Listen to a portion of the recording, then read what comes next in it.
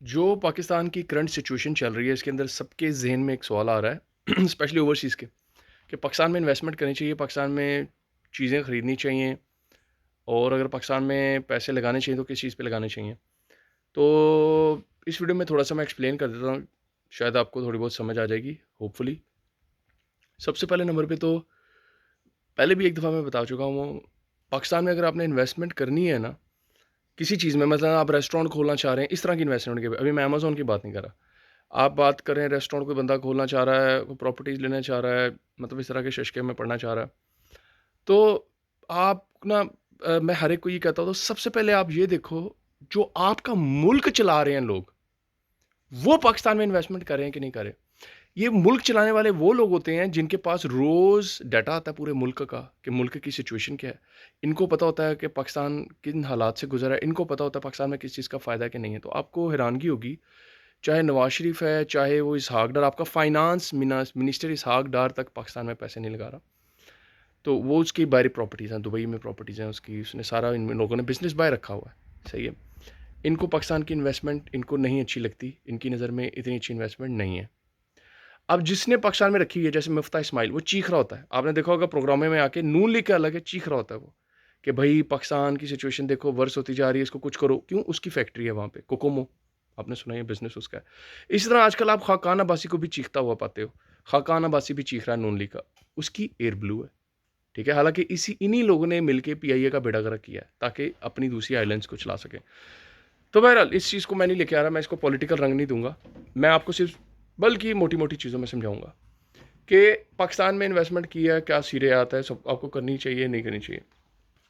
मेरी ज़ाती राय तो यह है कि पाकिस्तान में इन्वेस्टमेंट नहीं करनी चाहिए, ठीक है। एक तो हमारी पॉलिटिकल इंस्टेबिलिटी है, फिर इकोनॉमिक इंस्टेबिलिटी है, और तीसरे नंबर पे जो चीज़ आती है वो इलेक्ट्रिक का प्रॉब्लम चल रहा है पाकिस्तान के अंदर और बहुत शदीद होता है। और उसके बाद वर्कर्स का भी इशू आता है, जो फैक्ट्री के वर्कर्स है, अगर आप कोई चीज़ खोल बैठते हो उसके बाद वर्कर भी बड़े हड्डराम किस्म के हैं। तो ये सारी चीज़ें मिला के ना आपके बिज़नेस का बेड़ा गर्क कर देंगी पाकिस्तान के अंदर। तो मेरे भाई को है एक्सपीरियंस, हम लोगों ने पाकिस्तान में यूनिट अपना लगाया था, मतलब अपैरल वगैरह का छोटा सा। तो वो उसमें हमें मसला ही सिर्फ ये आता है लेबर का, लेबर नहीं आती, लेबर छुट्टियां मार जाती, ईद आती है तो ओ पे आ जाता ही 2 हफ्ते के लिए, ओ पे छुट्टी थे। तो ऐसा लगता है इनको पैसे की फिक्र नहीं है, ऐसा लगता है इनका घर में तो जोरी में पैसे पड़े हुए हैं लेबर के, मतलब ये फीलिंग आना शुरू हो जाती है आपको कि यार इनको फिक्र ही नहीं है, पैसे नहीं चाहिए इनको घर में, इनको बीवी बच्चों के लिए कुछ नहीं चाहिए। तो बहरहाल, और इसके अलावा इकोनॉमिक्स इंस्टेबिलिटी, आप तो ये तो आपको पता ही है सारी आपने तो देखा होगा ओवरसीज़ ने कि उन्हें आपसे पैसे भी विड्रॉ करना शुरू कर दें, ये पाकिस्तान का बुरा हाल है, तो इस वजह से ये मसला चल रहा है। तो और इसके अलावा रेट की फ्लक्चुएशन, पाकिस्तानी रेट इतने हिसाब से गिरता है कि ना, अगर आपने वहाँ पे पैसे प्रॉपर्टी ली हुई है और अब आप पैसे बेच के इधर मंगवाना चाह रहे हो, तो वो बेच के इधर वापस मंगवाने में आपका जो रेट का डिफरेंस आया होगा, उसकी वजह से आपके पैसे, इतना प्रॉफिट आपको नहीं होगा जितना होना चाहिए। तो वो आपके ऊपर मैंने एक वीडियो भी बनाई है प्रॉपर्टी के ऊपर, प्लॉट अगर आप लेते हो और 1 साल बाद 2 साल बाद बेचते हो और उसके बाद आप देखो प्राइस रेट भी बढ़ जाता है, हालांकि चीज़ महंगी बिकी, आपका प्लॉट आपने बेचा पिछली बार से ज़्यादा महंगा बिका, लेकिन रेट जो था वो पाउंड का गिर गया, काफ़ी ज़्यादा रुपीज़ का गिर गया, जिसकी वजह से आपकी प्रॉफिटेबिलिटी में इशू आया। और आपने कब्ज़ों की कहानियाँ भी सुनी होंगी, पाकिस्तान में ओवरसीज़ पे कब्ज़े होते हैं, मेरे अपने जानने वाले हैं उनके कब्ज़े हुए हैं। ये ऐसा नहीं है कि हवाई बातें हैं, लोग आपको ऐसी कहानियाँ बताते रहते हैं, मैंने देखे हुए हैं कब्ज़े होते हैं, ये जेन्युइन चीज़ है, सही है। लेनी है प्रॉपर्टी तो फिर प्रॉपर्टी ले रहे हो अगर, तो किसी ऐसी जगह लो जो प्रॉपरली सिक्योर हो, जैसे DHA डिफेंस। आर्मी वालों ने अपना सिस्टम ख़राब नहीं होने दिया, बाकी पूरा मुल्क जाए बाहर में, तो इसलिए इनका DHA में अगर प्लॉट ले सकते हो, इतनी अफोर्डेबिलिटी है तो लो, बाकी दूसरी जगह पे लेना आपकी मर्ज़ी है, आप जो मर्ज़ी करो, आपके अपने पैसे हैं यार, जो मर्ज़ी डिसीजन लो। ये मैंने बात की है इस चीज़ की कि ये मसला है। लेकिन अब आती है अमेज़ॉन की बात। अमेज़ॉन के लिए बड़ी इंटरेस्टिंग चीज़ है, फ़ायदा है अमेज़ॉन सेलर के लिए। अमेज़ॉन वाला जब पाकिस्तान से खरीदेगा उसको माल रेट फ्लक्चुएशन की वजह से सस्ता हो जाएगा। अब पाकिस्तान जब जितना डी वैल्यू होगा, उतना अमेज़ॉन के सेलर को जो वहाँ से सप्लाई खरीदता है माल, उसको फ़ायदा है। तो जितना डी वैल्यू होगा मुझे फ़ायदा होगा अगर मैं यहाँ पाकिस्तान से माल मंगवा रहा हूँ। लेकिन अगर आप इन्वेस्टमेंट कर रहे हो, कोई प्रॉपर्टी प्लॉट इस तरह के काम कर रहे हो ओवरसीज़ से बैठ के, उसको नुकसान होने के चांसेस हैं, ठीक है ना। तो इन दो चीज़ों को आप समझें कि एज अ अमेज़ॉन सेलर, अगर वहाँ से आप अपना माल मंगवा रहे हैं पाकिस्तान से, आपको फ़ायदा होगा, जितना पाकिस्तानी पैसा डी वैल्यू होगा, आपको रेट की वजह से कॉम्पिटिटिव प्राइसेस हो जाएंगी, आपकी अच्छी हो जाएंगी, आप कम्पीट करेंगे मार्केट में बड़े अच्छे तरीके से। तो इस टाइम पाकिस्तानी जितने बेच रहे हैं पाकिस्तान से मंगवा के, उनको फ़ायदे हो रहे हैं।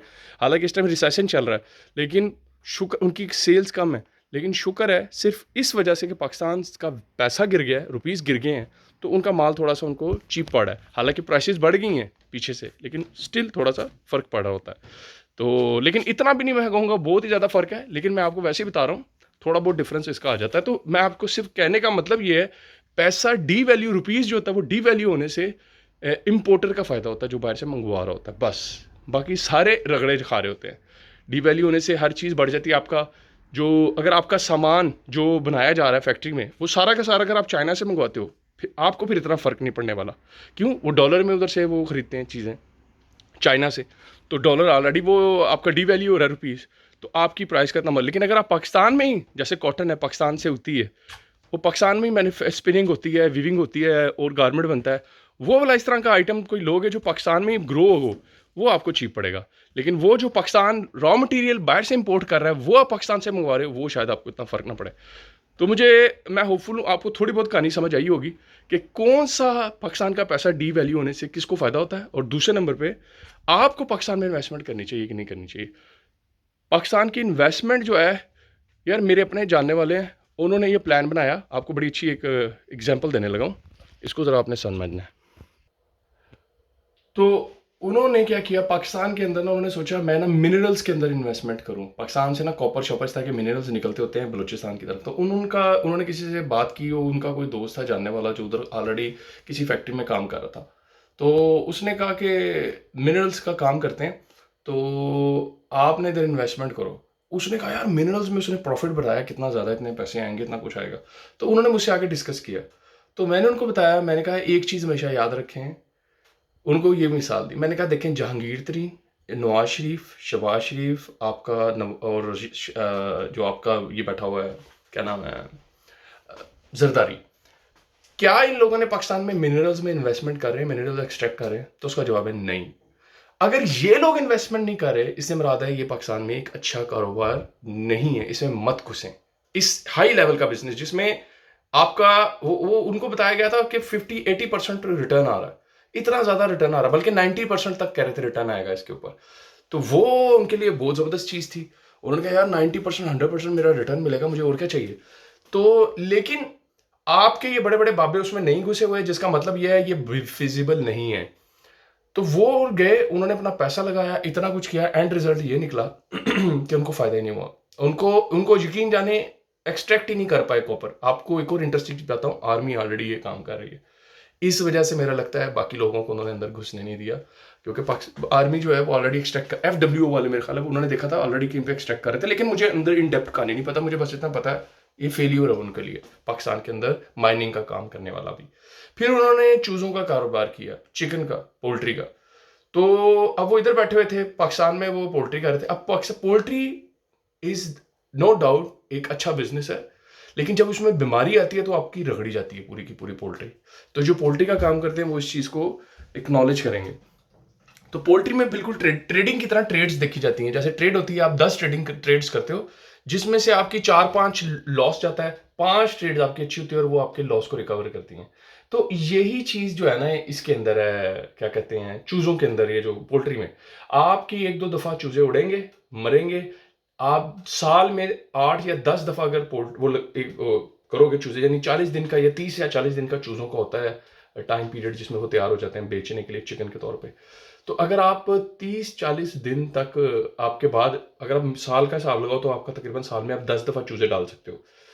तो पोल्ट्री में भी उनको तकरीबन 4-5 दफ़ा नुकसान हुआ था, लेकिन वो उसमें ब्रेक इवन में थे और थोड़ा बहुत उनको प्रॉफिट हुआ था। ऐसा नहीं कहूँगा उनको तकरीबन लॉस हुआ, लेकिन क्योंकि वो खुद वहाँ मौजूद नहीं है, तो पाकिस्तान की जो लेबर पॉइंट ऑफ व्यू से जो पाकिस्तान में जो काम को डील कर रहा था, इसमें उसकी मिसमैनेजमेंट थी, उसमें उसका भी कसूर आता है। तो ये चीज़ है जो आपको अंडरस्टैंड करनी है। अब लेकिन जो पाकिस्तान में पाकिस्तानी मौजूद है उनके लिए ठीक है, जो पाकिस्तान बैठे हैं उनके लिए कारोबार ठीक है, वो करें। लेकिन जो बंदा बाहर बैठा है ओवरसीज़ है, वो पाकिस्तान में ऐसा कारोबार जिसमें लेबर का इन्वॉल्वमेंट है और आप डायरेक्टली उसमें इन्वॉल्व नहीं हो रहे हैं, आप इनडायरेक्टली किसी दूसरे पर्सन पे रिस्पॉन्सिबिलिटी डाल रहे हैं, चाहे आपका रिश्तेदार है जो भी है, वो उस लेवल से आपका बिज़नेस को टेक केयर नहीं करेगा, आपको इशू आना ही आना है।